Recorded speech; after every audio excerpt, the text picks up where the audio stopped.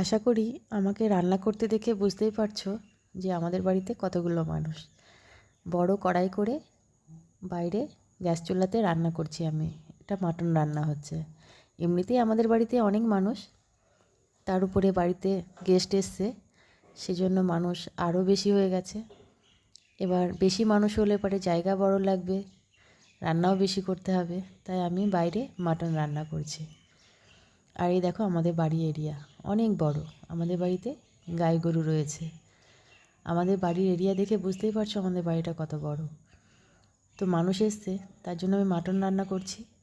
মাটনটা বসিয়ে দিয়ে চিকেনটাও ম্যারিনেট করে রেখেছি।